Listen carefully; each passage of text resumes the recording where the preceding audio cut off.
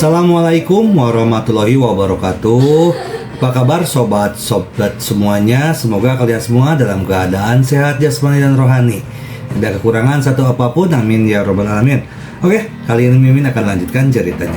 Tapi seperti biasa, bantu dulu tekan tombol like-nya terlebih dahulu dan berkomentar juga ya Tuan dan Anak. Terima kasih sesudah dan sebelumnya. Oke, kita lanjutkan saja ceritanya.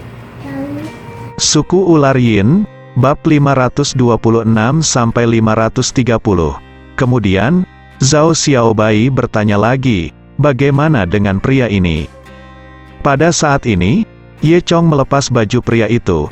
Zhao Xiaobai memandang Ye Chong dengan ngeri, dan bertanya, kakak Ye Chong, kamu tidak punya kebiasaan seperti itu, kan? Ye Chong menatap Zhao Xiaobai tanpa berkata-kata, memikirkan apa yang terjadi pada gadis kecil ini. Kepala juga sangat tidak sehat, dia hanya ingin melihat dari balik bahu pria itu. Benar saja, di bahu pria itu, dia menemukan totem berbentuk ular itu. Ini menunjukkan bahwa pria ini pasti berasal dari suku ular Yin. Karena dia terkait dengan suku ular Yin, mungkin dia akan mengetahui sesuatu tentang Phoenix Feather. Jadi, Ye Chong memutuskan untuk menyelamatkan pria ini. Untuk menyelamatkan pria ini, diperlukan beberapa bahan khusus. Namun, Ye Chong biasanya tidak memiliki akses ke ilmu sihir, jadi dia tidak memiliki bahan apapun. Dia hanya bisa menyentuh lubang besar pria itu terlebih dahulu untuk mencegah pria itu mati malam ini. Dia berencana untuk melihat situasi setelah tiba di suku ular Yin besok. Zhao Xiaobai terkejut sepanjang malam. Bahkan ketika mereka berdua sedang tidur di tenda, mereka memeluk lengan Ye Chong.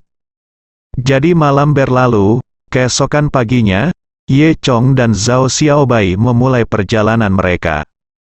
Ye Chong menggendong pria pendek itu dengan satu tangan. Pria ini sangat ringan, Ye Chong mengangkatnya dengan mudah, seperti membawa kantong plastik, tidak terlalu berat. Keduanya berjalan setengah hari lagi, dan mata mereka tiba-tiba menjadi jernih. Di lembah, ada sebuah desa besar, dan banyak orang di desa itu sibuk. Zhao Xiaobai berkata dengan sedikit ketakutan, kakak Ye Chong, ini suku ular Yin. Ye Chong melihat dari kejauhan ada sebuah batu besar di tengah desa, tingginya sekitar 20 meter. Ada totem yang terukir di atas batu. Itu adalah totem ular yang sangat dia cari. Orang-orang di desa sangat retro dalam pakaian mereka. Mereka masih mengenakan jaket dan jubah Mandarin hitam, dan sepasang sepatu kain di kaki mereka. Sebagian besar pakaian masyarakat sebagian besar berwarna hitam, yang kontras dengan semacam kesuraman. Dan wajah banyak orang memiliki gas yang kurang lebih beracun.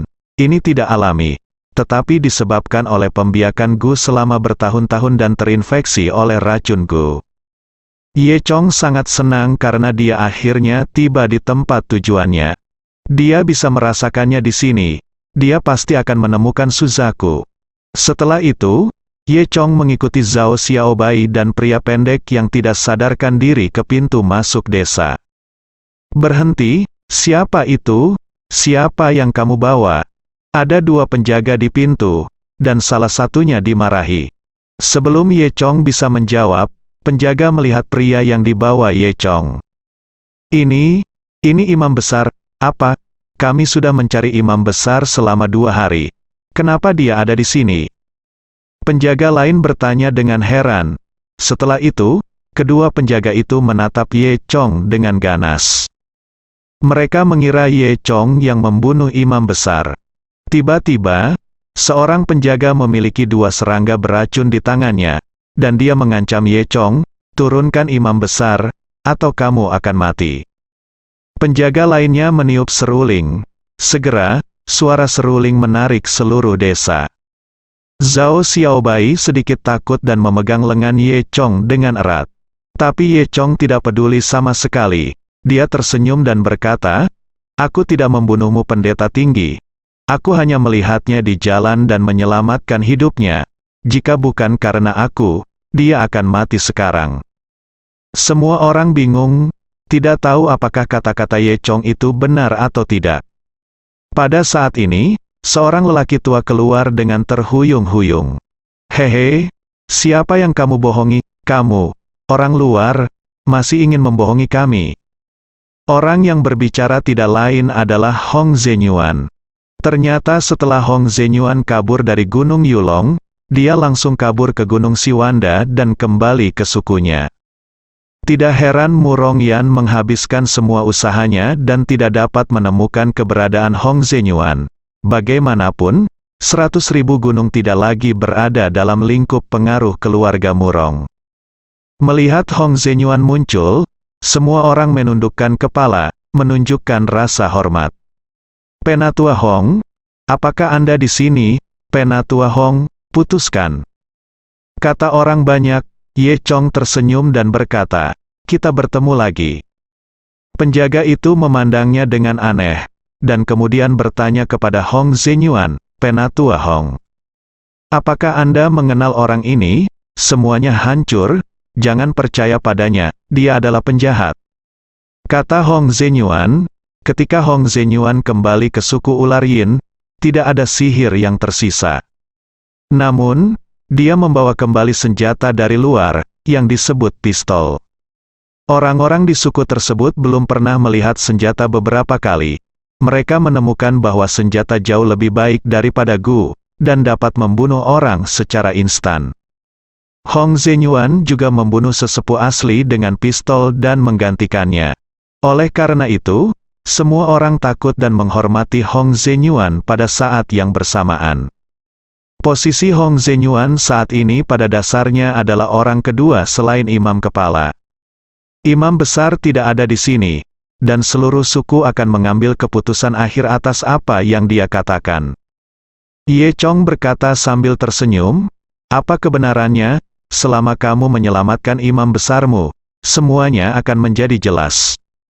Mendengar ini, wajah Hong Zhenyuan sedikit berubah. Dia berkata, Kentut, imam besar telah dibunuh olehmu. Kamu jelas tahu bahwa dia tidak bisa hidup, tetapi kamu mengatakan itu, kamu ingin menunda waktu dan melarikan diri. Kemudian, dia berteriak, ayo, tinggalkan dia sendirian. Apa yang harus dikatakan? Bunuh dia dulu. Untuk sementara, kerumunan itu bersemangat, dan semua orang lebih percaya pada Hong Zhenyuan daripada orang luar. Saat ini, seorang pemuda berusia sekitar 30 tahun keluar dari halaman. Tunggu sebentar, melihat pemuda ini, Zhao Xiaobai tanpa sadar mengubah ekspresinya, dan dengan bersemangat berkata kepada Ye Chong, itu dialah yang menyelamatkanku saat itu. Hong Zhenyuan mengerutkan kening. Dan berkata, Tuan Zade, keluar, apa yang kamu lakukan di sini? Bukan urusanmu di sini, kamu kembali dulu. Pemuda bernama Zade mendengus, lalu berjalan ke kerumunan, dan berkata kepada orang banyak, semuanya, ayo hidupkan kembali ayahku pertama, dan biarkan dukun sembuh dulu. Coba saya lihat, mungkin dia punya cara untuk menyelamatkan ayah saya. Petik 2. Iya, kita harus melihat situasinya sebelum kita bicara. Putra imam besar, sekarang setelah Zade berbicara, yang lain mengangguk. Hong Zhenyuan tidak bisa berkata apa-apa lagi, jadi dia hanya bisa menatap Ye Chong dan yang lainnya dengan wajah muram. Setelah itu, Zade memandang Zhao Xiaobai, dan dia juga mengenali Zhao Xiaobai sebagai gadis yang dia selamatkan saat itu. Dia tersenyum dan berkata kepada Zhao Xiaobai, terakhir kali kamu pergi dengan tergesa-gesa, aku belum sempat menanyakan namamu. Namaku Zade.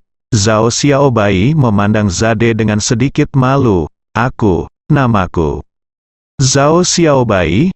Kemudian, Zade berkata kepada Ye Chong lagi, yang ada di tanganmu adalah ayahku Zaki, bisakah kamu mengembalikan ayahku kepadaku? Ye Chong dengan cepat mengembalikan pendeta tinggi pendek di tangannya ke Zade. Setelah itu, semua orang memasuki desa. Zade mengatur agar seseorang membaringkan Zaki di ranjang rumah sakit, lalu segera pergi meminta dukun keluarga untuk datang. Pada saat ini, Hong Zenyuan yang bersembunyi di sudut diam-diam mencibir. Dia berkata pada dirinya sendiri, "Ye Chong, karena kamu di sini, jangan pernah berpikir untuk keluar hidup-hidup." Tidak lama kemudian, seorang pria berbulu hitam masuk. Wajah pria itu dicat dengan beberapa pola yang terlihat sangat aneh. Dia terlihat berusia sekitar 60 atau 70 tahun, meskipun dia sudah sangat tua, tubuhnya terlihat sehat. Dia membungkukkan punggungnya, memegang seikat tumbuhan berbentuk aneh di tangannya, yang mengeluarkan bau aneh. Ini adalah dukun hebat dari suku ular Yin. Dukun hebat memandang orang-orang di ruangan itu, dan sedikit terkejut ketika dia melihat seseorang di luar, tetapi dia tidak mengatakan apa-apa. Kemudian, dia menemukan Zaki terbaring di tempat tidur. Zade berjalan ke dukun besar dan berkata, "Tuan Dukun, akhirnya kamu di sini. Tolong lihat ayahku, bagaimana kabarnya, Dukun?" Hebat Klik mengangguk, lalu tersandung ke arah Zaki. Ketika dia melewati Hong Zenyuan, keduanya saling memandang, dan pada saat yang sama mengungkapkan rasa yang berarti. Meski waktu menatap sangat singkat, Ye Chong masih melihatnya dengan jelas. Orang lain mungkin tidak menyadarinya, tetapi mereka tidak luput dari pandangan Ye Chong. Kedua orang ini sangat licik. Dukun hebat itu berjalan ke arah Zaki, membungkukkan pinggangnya yang bengkok, dan dengan hati-hati mengamati situasi Zaki dengan sepasang mata kering. Dari waktu ke waktu, dia akan mengalihkan pandangan Zaki. Setelah menonton untuk waktu yang lama, dukun hebat itu menggelengkan kepalanya dan berkata, "Tidak, saya tidak bisa melakukan apa-apa. Imam besar terlalu diracuni dan tidak bisa diselamatkan." Mendengar ini, semua orang menghela nafas. Zade memandang dukun besar itu dan bertanya, "Tuan Dukun, apakah benar-benar tidak ada jalan keluar?" Dukun besar itu menggelengkan kepalanya, "Tidak mungkin. Apakah benar-benar tidak ada jalan keluar?" Mendengar apa yang dikatakan dukun hebat, Zade bertanya dengan enggan, "Tuan Dukun, dapatkah Anda melihat lebih dekat? Tidak ada yang dapat Anda lakukan." "Bukan, saya mengatakan bahwa tidak ada keselamatan, tetapi tidak ada keselamatan." Meskipun Zade sedih, dia tidak mengatakan apa-apa. Karena dia tahu bahwa di suku itu, kemampuan dukun hebat itu tidak diragukan lagi. Karena dukun hebat mengatakan tidak ada jalan lain, maka sebenarnya tidak ada jalan. Tepat Hong Zenyuan menggema, tidak perlu mempertanyakan otoritas dukun hebat. Semua orang mengangguk. Hong Zenyuan melanjutkan, "Teman-teman, seperti yang saya katakan, mereka di sini untuk mengulur waktu dan mencoba melarikan diri. Merekalah yang membunuh imam besar, mereka masih berpura-pura di sini. Kita harus membunuh mereka, balas dendam imam besar." Kata-kata Hong Zenyuan sangat provokatif, dan untuk sementara, semua orang sangat marah. Pada saat ini, Ye Chong berkata perlahan, "Racun imam besar tidak dapat disembuhkan dengan biasa-biasa saja, tapi aku bisa." Begitu dia mengatakan ini, semua orang tercengang. Dukun hebat memelototi Ye Chong dengan wajah merah. "Nak, apa yang kamu bicarakan? Beraninya kamu mengatakan aku biasa-biasa saja. Apa yang kamu pikir kamu sangat mampu, bukan?" Semua orang mengejek Ye Chong. "Anak ini terlalu berbakat, merajalela, aku benar-benar tidak tahu ketinggian langit dan bumi." Tepatnya, siapa dukun kita, keterampilan medisnya jelas bagi semua orang. "Nak, beraninya kau menanyai dukun itu? Jika kamu bisa menyembuhkannya, jangan malu." Pada saat ini, Zade berkata, "Mengapa kamu tidak membiarkannya mencoba? Bagaimana jika memang ada cara?" Dukun hebat itu mendengus dingin, "Zade, kamu menjadi lebih baik dan lebih baik, semakin memalukan." Wajah tua Zade memerah, "Tuan Dukun, kamu tidak perlu mengatakannya, karena kamu tidak terlalu percaya padaku. Biarkan orang luar sembuhkan."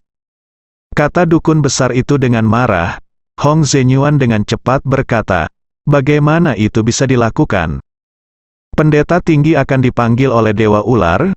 Bagaimana kita bisa membiarkan orang luar menyentuh mayat pendeta tinggi kita dengan santai? Orang-orang di suku ular Yin sangat percaya tahayul.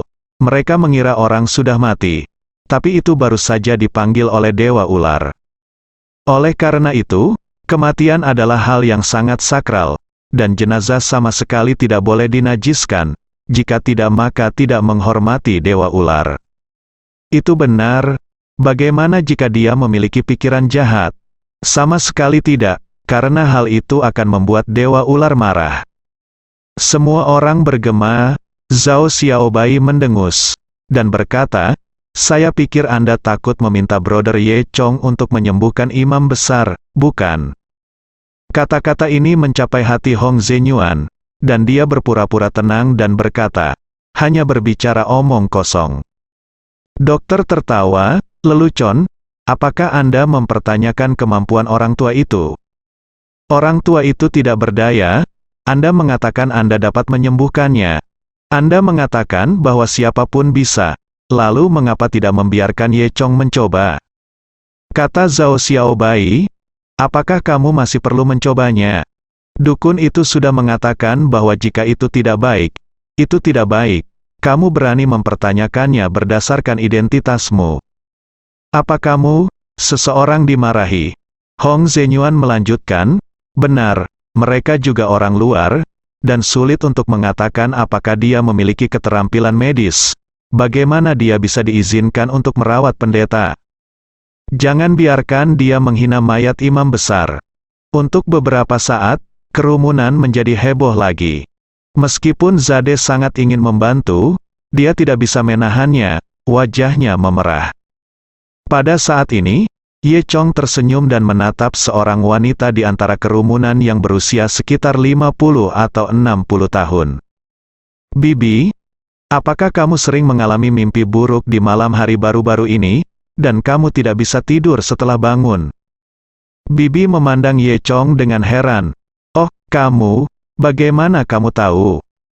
Kamu tidak akan mengintipku saat tidur, maukah kamu?" Ye Chong terdiam, dan melanjutkan, "Itu bisa dilihat dari wajahmu, karena yang sering terpapar padamu adalah sejenis racun mirip kodok, yang dapat mengganggu saraf orang, sehingga kamu sering mengalami mimpi buruk." "Benarkah?" Bibi itu ragu. "Selama kamu mencampur Panax Noto Ginseng dengan semanggi dan buah yang menenangkan, minumlah sebelum tidur, dan taruh sebatang dupa longyan di depan tempat tidur, gejalanya secara alami akan berkurang." Bibi itu ragu, tapi yang besar. Dukun di sebelahnya menatap Ye Chong dengan heran. Dia tahu bahwa apa yang dikatakan Ye Chong tidak salah. Namun, Ye Chong bahkan belum melakukan pemeriksaan denyut nadi dasar. Jadi bagaimana dia bisa langsung mengetahui gejala pasien? Ini terlalu kuat dan Ye Chong masih orang luar. Ini pasti pertama kalinya dia di sini. Bahkan dukun hebat itu diam-diam mengaguminya karena begitu akrab dengan penyakit itu setelah melihat pasiennya. Memikirkan hal ini, dukun hebat memandang Hong Zhenyuan di sebelahnya dengan sedikit cemas. Hong Zhenyuan mendengus dingin, dan berkata dengan paksa, "Gejala semacam ini dapat dilihat dengan sedikit pengetahuan medis. Apa yang bisa dijelaskannya?" "Tuan, izinkan saya bertanya. Apakah Anda bangun setiap pagi dengan sakit perut dan punggung mati rasa, seolah-olah seseorang mengaitkan punggung Anda dengan kail?" Paman itu mengangguk dengan cepat. "Iya, aku masih sakit. Kamu tahu ini." Ye Chong tersenyum, tidak mengatakan apa-apa, lalu dia berjalan di depan pamannya, dan dengan ringan mengetuk 2 titik akupuntur pamannya. Setelah beberapa saat berusaha keras, mata pamannya berbinar. Luar biasa, tidak sakit lagi. Semua orang menatap Ye Chong dengan heran. Ini terlalu luar biasa. Bukankah anak ini benar-benar dokter ajaib? Saat ini, kebanyakan orang sudah percaya pada kemampuan Ye Chong. Dukun hebat itu menatap Hong Zhenyuan dengan gugup lagi. Hong Zhenyuan diam-diam mengedipkan mata pada dukun hebat. Dia tahu bahwa Ye Chong tidak boleh diizinkan untuk merawat pendeta tinggi. Kalau tidak, Urusannya akan terungkap. Jahat dukun yang hebat mengerti, memandang Ye Chong, dan berkata, "Nak, aku harus mengakui bahwa kamu memang memiliki beberapa keterampilan medis.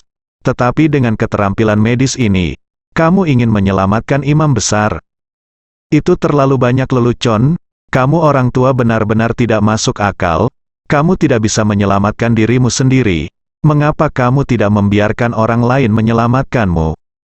Kata Zhao Xiaobai, dukun hebat terkekeh. "Saya hanya tidak ingin jenazah pendeta tinggi diganggu lagi.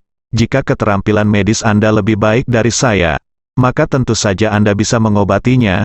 Saya juga berharap bisa menyelamatkan pendeta tinggi." "Bukankah kamu baru saja melihat semuanya?" kata Zhao Xiaobai. Dukun hebat berkata lagi, "Apa itu? Itu hanya menunjukkan bahwa Anda mengetahui beberapa keterampilan medis." Wajah Zhao Xiaobai memerah karena marah. Zade diam-diam menonton dari samping, dan saat ini dia juga melihat beberapa petunjuk. Dia menemukan bahwa Hong Zhenyuan dan dukun hebat sepertinya tidak ingin Ye Chong merawat ayahnya. Pasti ada yang salah dengan ini. Ye Chong berjalan santai ke sisi dukun besar. Dia tersenyum dan berkata kepada dukun besar, "Kamu sakit. Tahukah kamu?" Dukun besar itu mencibir, "Tubuhku sendiri. Tidakkah aku tahu? Kamu ingin kamu memberitahuku? Aku tidak punya penyakit." Ye Chong tersenyum. "Benarkah? Jika saya dapat membuktikan bahwa Anda sakit, apakah itu berarti keterampilan medis saya lebih baik dari Anda?" "Hehe, oke. Hari ini saya akan melihat seberapa mampu Anda." Dukun hebat itu tertawa, "Jika Anda bisa membuktikannya, maka saya akan menjadi orang pertama yang menyetujui Anda untuk merawat imam besar." Ye Chong mengangguk, dan berkata, "Penyakitmu sangat tersembunyi. Jadi kamu tidak dapat melihatnya. Tetapi itu telah menjadi penyakit kronis di tubuhmu. Jika kamu tidak menyembuhkannya, suatu hari nanti bisa tiba-tiba pecah. Saya khawatir itu adalah penyakit yang tidak dapat disembuhkan." Dukun hebat itu mencibir dan berkata, "Jangan membuatku takut di sini." Ye Chong melanjutkan, "Oke. Pertama ketuk titik akupuntur Lin Zong di perut bagian bawah." Dukun besar itu mendengus dingin, "Klik saja. Apakah kamu takut padamu? Saya akan melihat trik apa yang dapat Anda lakukan." Seperti yang dikatakan Ye Chong, dia mengetuk titik akupuntur yang sesuai, tetapi tidak merasakan apa-apa. "Bagaimana dengan apa lagi yang ingin kamu katakan?" Ye Chong melanjutkan dengan santai, "Ketuk lagi. Poin Guanzi dan Kuyang, dukun hebat." Melakukannya lagi. Setelah itu, Ye Chong berkata, "Sekarang tarik napas dalam-dalam, lalu arahkan ke dantian." Dokter besar terus mengikuti kata-kata Ye Chong, mengambil napas dalam-dalam, dan sebelum dia selesai bernapas, dia berteriak dengan, "Oh!" Dia merasakan sakit yang tajam datang dari dantiannya. Kemudian, wajahnya menjadi pucat, dan dia berkeringat dingin karena kesakitan. Dia membungkuk, menutupi perut bagian bawahnya, dan berjongkok di tanah kesakitan. Dia terus berteriak, "Aduh! Aduh!" Semua orang tercengang saat melihat pemandangan ini. Dia berkata, "Persetan, omong kosong ini terlalu kuat." Hong Zhenyuan juga tercengang. Dia dengan cepat bertanya, "Tuan Dukun, bagaimana kabarmu?" Pada saat ini, bagaimana mungkin dukun hebat itu peduli dengan Hong Zhenyuan? Dia buru-buru bertanya pada Ye Chong, apa yang terjadi denganku?" Ye Chong berkata, "Kamu telah mempelajari racun selama bertahun-tahun, dan kamu telah diserang oleh racun. Dan racun itu menumpuk terlalu banyak di tubuhmu. Kamu bisa biasanya tidak menemukannya, tetapi begitu pecah, saya harus mati." Dukun besar itu menjadi pucat karena ketakutan. Lalu, apa yang harus saya lakukan?" Zhao Xiaobai mengangkat kepalanya dengan penuh kemenangan. Hidup dan mati dipertaruhkan. Dukun hebat tidak peduli dengan wajahnya. Dia buru-buru berkata, "Tidak, saya tidak masuk akal sebelumnya." Melihat dukun hebat seperti ini, semua orang menghela nafas dalam hati.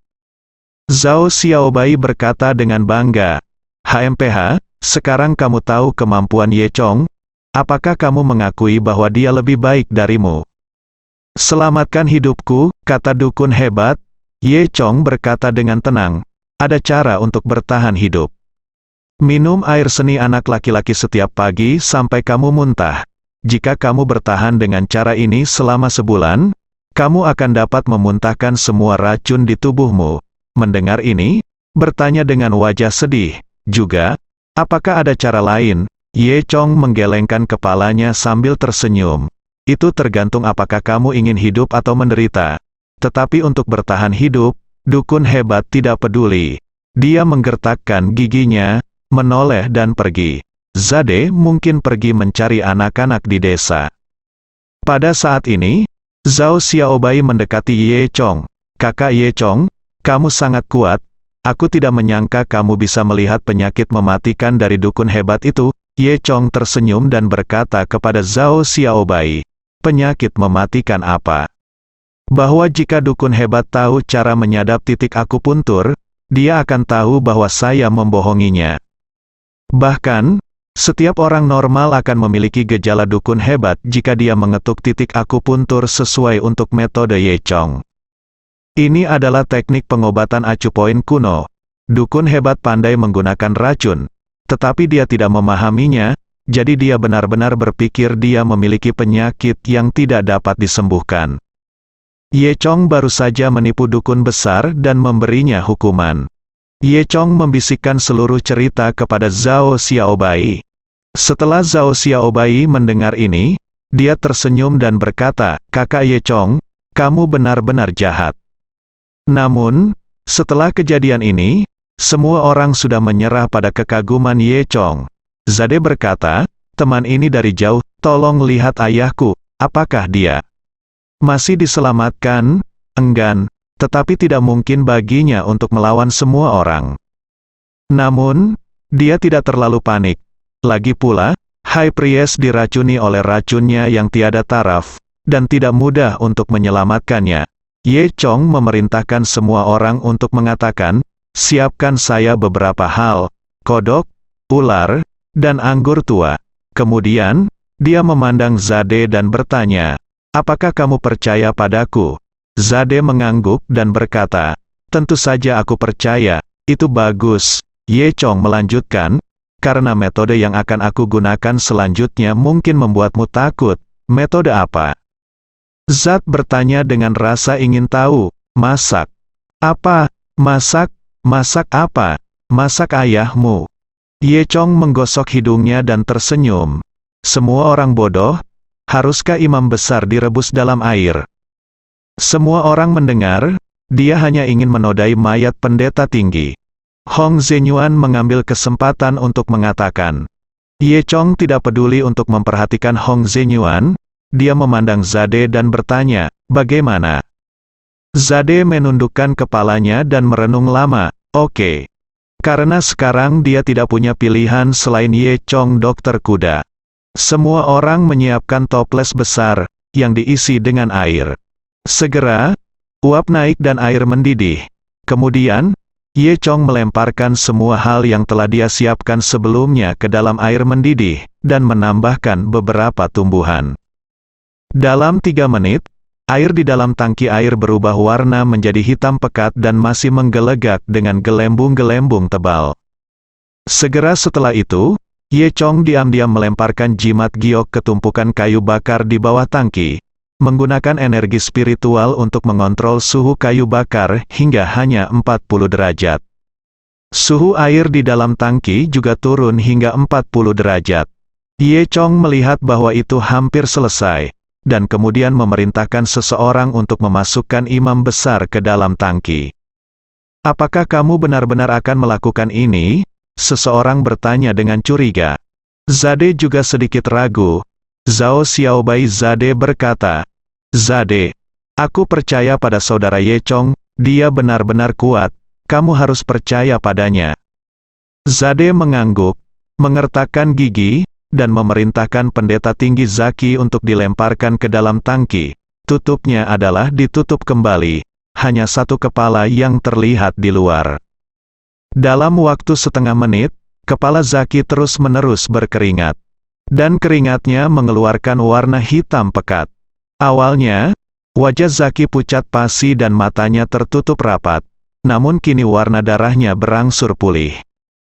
Hanya ketika semua orang melihat adegan ini mereka tahu bahwa itu benar-benar berhasil. Zade terus mengagumi di dalam hatinya, tapi Hong Zhenyuan menjadi semakin ketakutan saat dia melihat, dia sudah mundur diam-diam ke sudut. Meskipun Ye Chong telah memperhatikan situasi Zaki, gerakan kecil Hong Zhenyuan tidak luput dari pandangannya.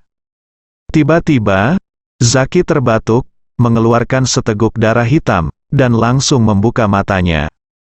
Ups, aku sangat panas. Aku sangat panas, Zaki meratap. Pada saat ini, Ye Chong tersenyum dan berkata, "Oke, mari kita keluarkan imam besar." Zade bergegas mengangkat penutupnya, dan membawa Zaki keluar bersama dua orang. "Ayah, kamu baik-baik saja, hebat," kata Zade bersemangat.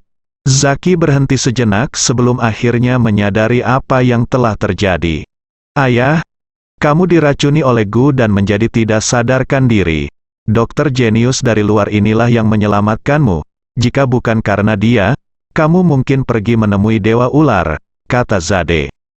Kemudian, Zaki tiba-tiba teringat sesuatu, dan tiba-tiba menatap Hong Zhenyuan. Dia berkata dengan marah, "Kamu pengkhianat membunuhku, ayo, tangkap dia." Semua orang tercengang. Zade bertanya, "Ayah, apa yang terjadi?" "Saya ingat semuanya, itu adalah Hong Zhenyuan, bajingan yang menyakiti saya." Zaki kemudian berbicara tentang apa yang terjadi malam itu. Malam itu, dia dan Hong Zhenyuan sedang membicarakan hal-hal di hutan, tetapi Hong Zhenyuan tiba-tiba menembak Zaki.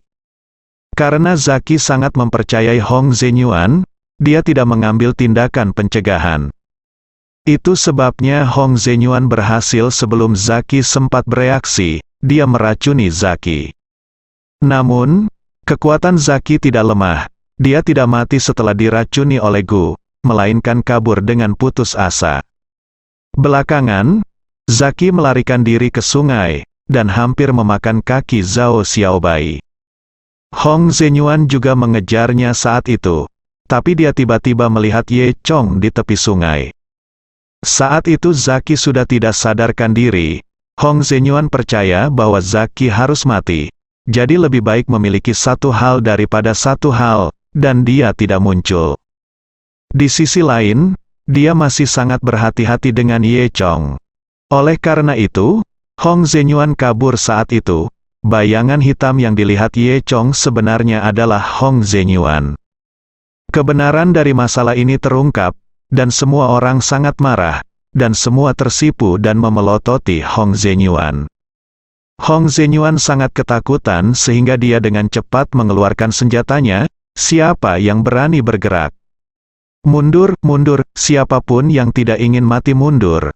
Hong Zhenyuan ini benar-benar tidak memiliki banyak kemampuan, tapi semua orang takut dengan senjatanya itu.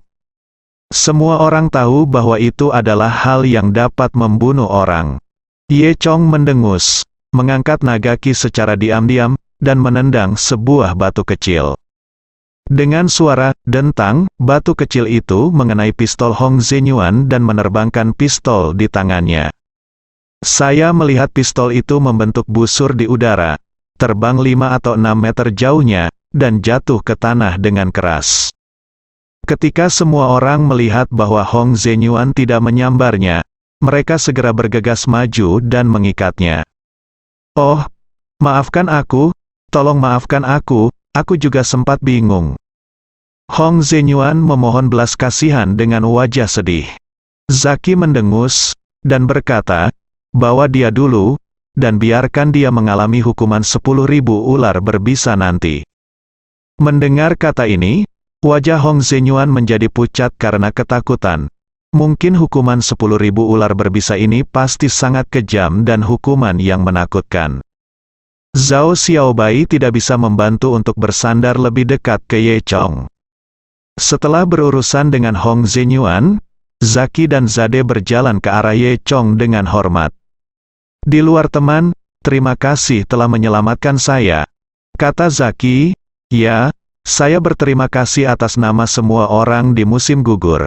Jika Anda memiliki permintaan, katakan saja, kami akan berusaha sebaik mungkin untuk melakukannya," kata Zade. Ye Chong juga sopan, dan langsung mengatakan tujuan datang ke sini. Dia mengeluarkan bulu phoenix dan menunjukkannya kepada Zaki dan yang lainnya. Zaki tercengang saat melihatnya. Ini, peninggalan phoenix yang legendaris ini benar-benar ada. Peninggalan phoenix, mata Ye Chong berbinar. Zaki mengangguk dan melanjutkan, "Ada legenda kuno di suku kami. Menurut legenda, nenek moyang kami cukup beruntung mendapatkan 10 bulu phoenix dan telur phoenix. Kemudian, leluhur memberikan 10 bulu ke beberapa keluarga besar di dunia saat ini, dan totem leluhur digambar di setiap bulu." Zaki berkata sambil melihat bulu di tangan Ye Chong. "Adapun telur phoenix, itu dikatakan bahwa ratusan tahun telah berlalu, dan itu masih berada di puncak Gunung Suci." Ye Chong menjadi tertarik ketika mendengarnya, dan bertanya dengan cepat, "Di mana Gunung Suci itu?" Zaki menunjuk ke sebuah gunung yang jauh di kabut. Dia berkata, "Itu ada. Namun, ini hanya legenda, dan tidak ada yang tahu apakah itu benar atau tidak."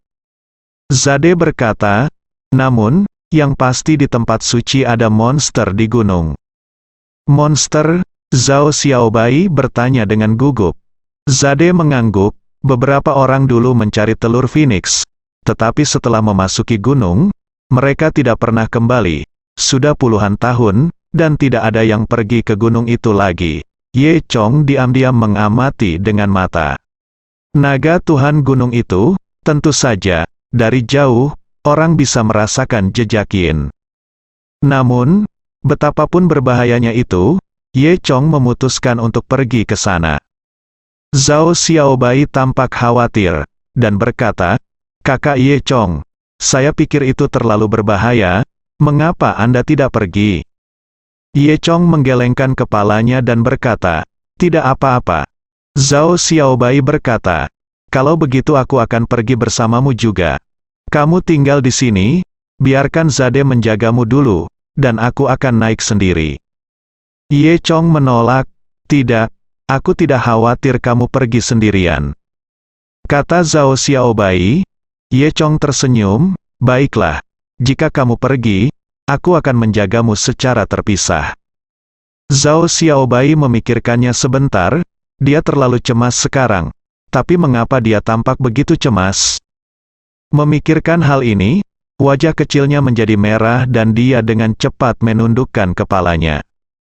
"Teman-teman dari luar, semoga kalian bisa kembali menang," kata Zaki. Ye Chong belajar tentang situasi spesifik lagi, dan kemudian berjalan menuju Gunung Suci sendirian. Mulai dari suku Ular Yin, berjalan 10 km ke arah timur, mereka sampai di kaki Gunung Suci. Dilihat dari bawah gunung, hanya ada jalan gunung yang berkelok-kelok. Ada duri dan ilalang di kedua sisi jalan pegunungan, dan hampir mustahil bagi orang normal untuk melewatinya. Bagi orang normal, saya khawatir mereka bahkan tidak bisa mengatasi duri dan rumput liar ini. Namun, bagi Ye Chong, itu seperti berjalan di tanah datar. Ye Chong mendaki gunung tanpa ragu, dan tidak ada yang istimewa di sepanjang jalan. Udara di pegunungan sangat segar, dan Anda dapat mencium bau pohon, bunga, dan tumbuhan di mana-mana, dan berbagai serangga tak dikenal serta hewan kecil terbang di antara mereka. Setelah setengah jam, Ye Chong mencapai puncak gunung. Sejauh ini, sepertinya tidak ada yang aneh dengan Gunung Suci ini kecuali jalan gunung yang sulit dilalui. Saya tidak tahu mengapa orang-orang dari suku Ular Yin begitu takut dengan tempat ini. Ketika Ye Chong sedang berpikir liar, dia tiba-tiba menemukan bahwa puncak gunung tampak berbeda dari tempat lain, dan ada suasana yang agak suram. Ye Chong berkedip, dan pupil matanya berubah menjadi ungu lagi. Dia melihat sekeliling dengan hati-hati dengan mata Dewa Naga, tetapi tidak menemukan sesuatu yang abnormal. Tentu saja, situasi ini tidak berarti tidak ada keanehan di sini. Mungkin hal-hal di sini cukup istimewa, dan tidak mungkin Ye Chong untuk mengamati. Sama seperti semen kecil iblis kucing berusia 1000 tahun. Meskipun Ye Chong tidak bisa melihatnya, hantu Loli Anki bisa melihatnya. Memikirkan hal ini, Ye Chong mengeluarkan jimat giok lain dari sakunya. Di dalam balok giok sebening kristal, ada sosok Tai Chi yang mengambang, dengan titik hitam di tengah-tengah polanya. Jika Anda perhatikan dengan seksama, Anda dapat menemukan bahwa titik hitam ini sebenarnya adalah seseorang. Ye Chong menunjuk ke titik hitam dan berkata, "Anki kecil, keluar dan bantu aku." Begitu kata-kata itu jatuh, titik hitam itu perlahan bergerak, dan kemudian bergegas keluar dari jimat giok di depan Ye Chong. Segera setelah itu, bintik hitam itu menjadi semakin besar, dan akhirnya berubah menjadi seorang gadis ting-ting. Itu hantu Loli Anki, Angi berambut ungu, mengenakan gaun, dan berkulit putih. Meskipun dia adalah hantu sekarang, dia telah dipelihara oleh jimat giok untuk waktu yang lama dan terlihat sangat sehat. Begitu dia muncul, Ye Chong merasa sangat aneh. Karena biasanya ketika Ye Chong meminta Anki keluar untuk melakukan sesuatu, dia akan sangat tidak senang, dan kemudian dia hanya akan berdamai setelah bertengkar dengan Ye Chong.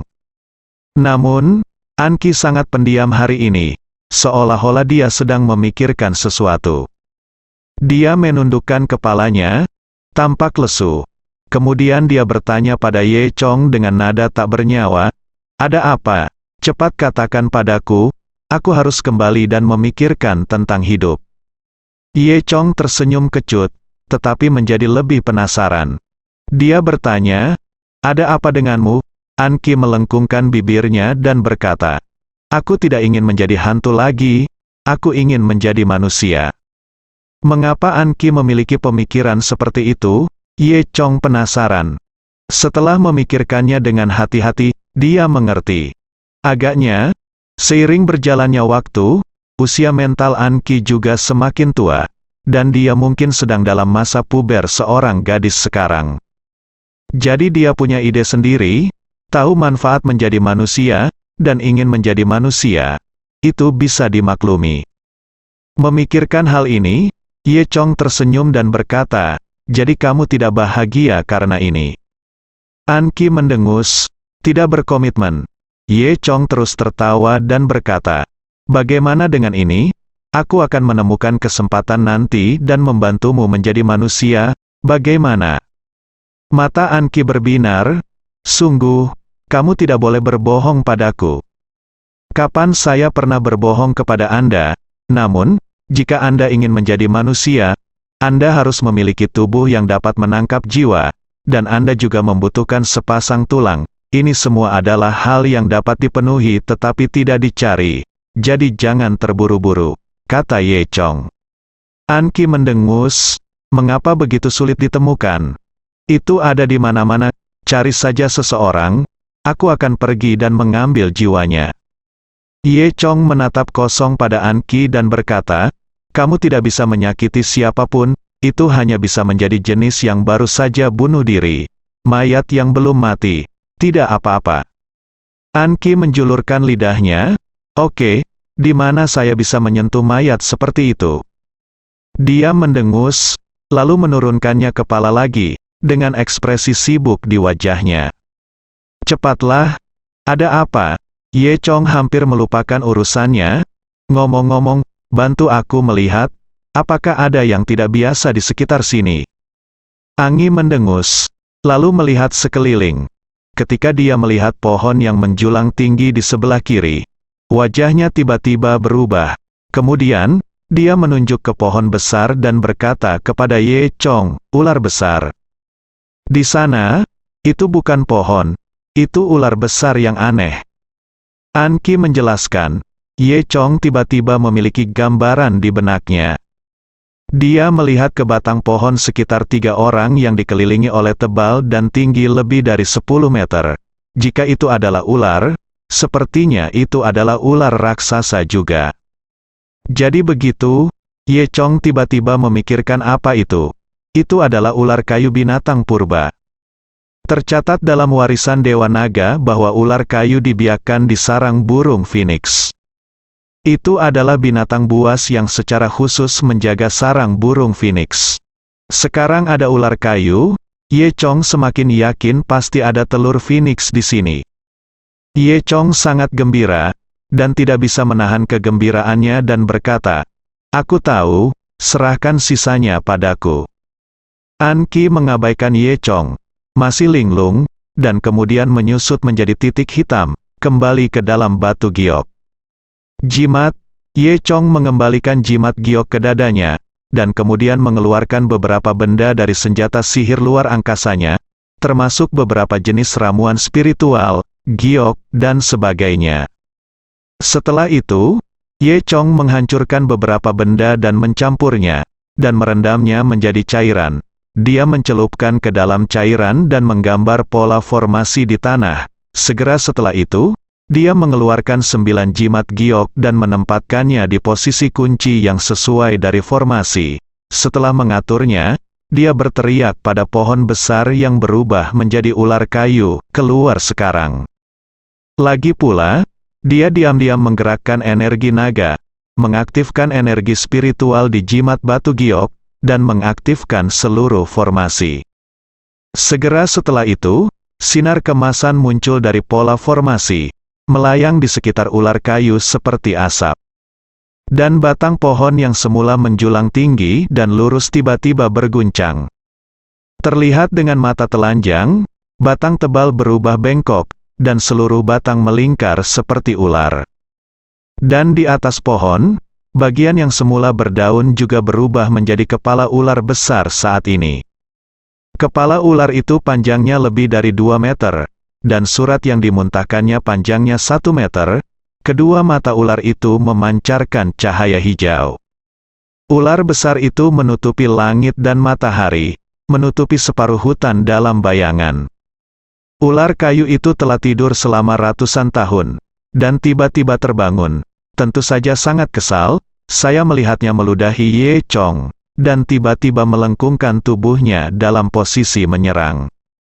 Segera setelah itu, seluruh tubuh besar itu tiba-tiba jatuh, seperti gunung Tai menekan bagian atasnya, dan menghancurkan kepala ular di tempat Ye Chong berdiri.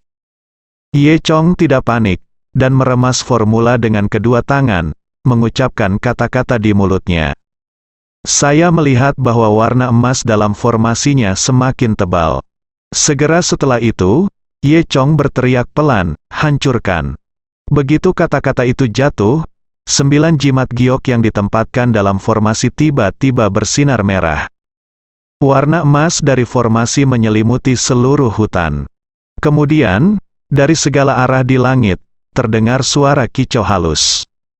Seruan semacam ini bukanlah suara burung biasa, melainkan nyanyian burung phoenix. Faktanya, formasi yang dibentuk Ye Chong disebut formasi Feng Ming Nine Heavens, yang dirancang khusus untuk menahan ular kayu. Setelah mendengar suara itu, ular kayu yang semula agresif itu langsung menjadi ketakutan. Tubuhnya berputar kesakitan, seolah-olah sedang dibakar oleh api. Suara nyanyian berlangsung selama 2 menit penuh, dan ular kayu itu juga menderita selama 2 menit. Akhirnya, dengan berakhirnya suara nyanyian tersebut, nyawa ular kayu tersebut menghilang. Tubuh ular kayu itu menjadi kering, seperti pohon anggur tua yang mati, jatuh ke tanah, dan dengan keras, seluruh gunung suci itu bergetar. Pada saat ini, butiran keringat juga muncul di dahi Ye Chong. Formasi 9 langit Feng Ming ini adalah formasi yang kuat, dan aura yang dibutuhkan untuk mempertahankan formasi ini sangat besar. Ye Chong mendatangi mayat ular kayu itu, dan mengulurkan tangan untuk menggali ke dalam tubuh yang layu itu. Setelah itu, Ye Chong mengeluarkan sepotong tulang putih sepanjang lengan. Ini adalah inti dari ular kayu. Nyatanya, Meski bagian atas ular kayu sudah mati, sistem akarnya terkubur jauh di dalam tanah. Selama tulang ular masih ada, ular kayu masih bisa terlahir kembali setelah 100 tahun tidak aktif. Namun, sekarang Ye Chong mengeluarkan tulang ular kayu itu dianggap mati. Tulang ular ini juga berguna. Bisa digunakan sebagai tulang untuk An-Ki berubah menjadi manusia. Ye Chong menyingkirkan tulang ular itu, lalu sampai ke akar ular kayu itu. Dia menggali tanah di sekitar akar pohon sedikit demi sedikit, dan ketika dia menggali hingga kedalaman 10 meter, tiba-tiba dia menemukan batu berbentuk oval yang aneh. Ketika Ye Chong melihat batu ini, dia sangat gembira. Itu adalah telur phoenix yang ada dalam pikiran Ye Chong, bersambung.